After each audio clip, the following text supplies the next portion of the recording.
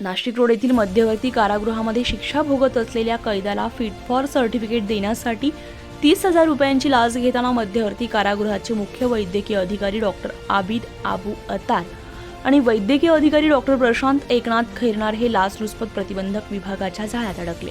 या कारवाईबाबत एसीबीने दिलेली माहिती अशी की तक्रारदार यांचे मित्र हे मध्यवर्ती कारागृहामध्ये शिक्षा भोगत असून शासकीय नियमाप्रमाणे ज्या बंदी कैदीचं वर्ष 50 वर्षापेक्षा जास्त आहे तसेच ज्या कैदीने 14 वर्ष शिक्षा भोगलेली आहे अशा कैद्यांना शासनानं नेमून दिलेली समिती सोडून देते, परंतु अशा कैद्यांना बाहेर सोडण्यासाठी मुख्य वैद्यकीय अधिकारी यांचे फिट फॉर सर्टिफिकेटची गरज असते।